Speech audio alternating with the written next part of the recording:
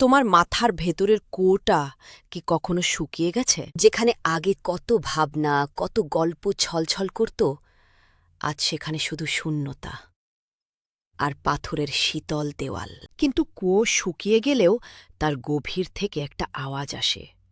শুনেছ কখনো? একটা ফিসফিসানি। অনিমেষ শুনেছিল। অনিমেষ একজন লেখক, মানে লেখক ছিল। এখন সে শুধু খালি পাতা আর পেনের দিকে তাকিয়ে বসে থাকে। তার ভেতরের কুয়োটা শুকিয়ে কাঠ। নতুন কোনো শব্দ নেই, কোনো গল্প নেই, শুধু একটা ভনভনে ক্লান্তি। ডাক্তার বলেছিল বিশ্রাম নিতে, শহর থেকে দূরে কোথাও যেতে।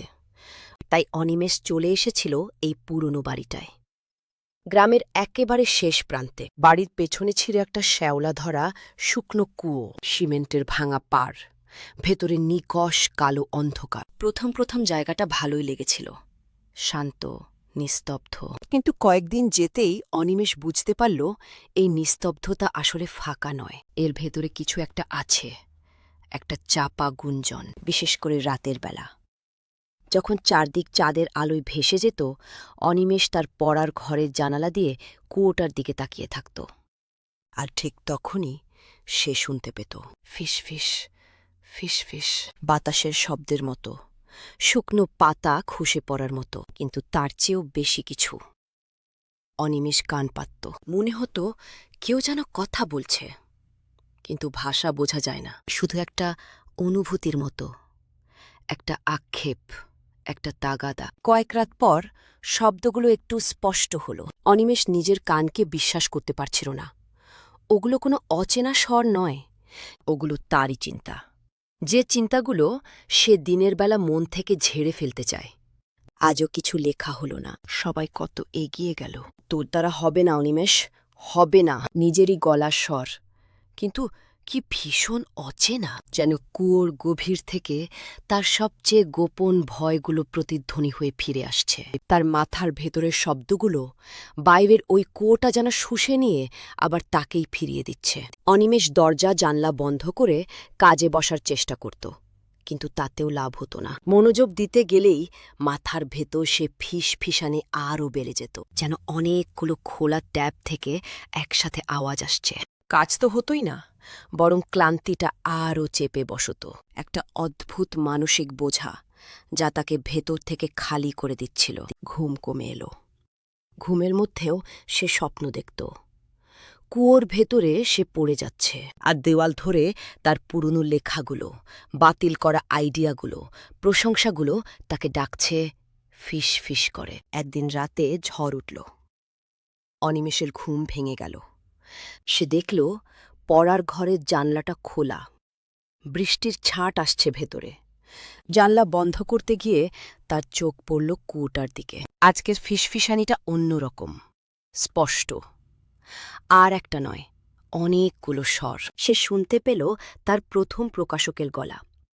গল্পটায় আরও কাজ করতে হবে অনিমেষ। শুনতে পেল বাবার গলা, শুধু লেখালেখি করে জীবন চলে, এমনকি শুনতে পেল ছোটবেলার সে শিক্ষকের গলা, যিনি বলেছিলেন, তোমার মনোযোগ খুব কম। পুরনো সব ব্যর্থতা, সব সমালোচনা, সব দুশ্চিন্তা যেন ওই শুকনো কুয়োর অন্ধকারে বাসা বেঁধেছিল। এতদিন ধরে তারা অপেক্ষা করছিল কখন অনিমেষের ভেতরের কুয়োটা শুকিয়ে যাবে, কখন সে একা আর দুর্বল হয়ে পড়বে। অনিমেষের শরীর কাঁপছিল, ভয় নয়, একটা অদ্ভুত আকর্ষণে। তার মনে হল এই ফিসফিসানির মধ্যেই হয়তো তার সমাধান লুকিয়ে আছে। এই কণ্ঠগুলোকে যদি সে ঠিকমতো শুনতে পারে, তাহলে হয়তো তার হারানো গল্পটা সে খুঁজে পাবে। সে ছাতা মাথায় দিয়ে বেরিয়ে পড়ল। বৃষ্টির জল আর কাদা মারিয়ে এগিয়ে গেল কুয়োটার দিকে। পাড়ের উপর ঝুঁকে দাঁড়াল। ভেতর থেকে আওয়াজটা এবার পরিষ্কার। হাজার হাজার কণ্ঠ মিলেমিশে এক হয়ে গেছে। তার আর ভয় দেখাচ্ছে না, তারা তাকে ডাকছে, নেমে আয় অনিমেষ। এখানে কোনো শূন্যতা নেই, এখানে সব গল্প জমা হয়ে আছে। অনিমেষের মনে হল, সত্যি তো, মাথার ভেতরের এই শূন্যতার চেয়ে ওই অন্ধকারের ডাক অনেক বেশি আপন, অনেক বেশি ভরসার। সে ঝুঁকে কুয়োর গভীরে তাকাল। তার মনে হল অন্ধকারের ভেতর থেকে কেউ একজন তার দিকে হাত বাড়িয়ে দিয়েছে। তার পরের দিনের খবরের কাগজে একটা ছোট খবর ছাপা হয়েছিল। শহরের এক তরুণ লেখক গ্রামবাড়িতে এসে নিখোঁজ।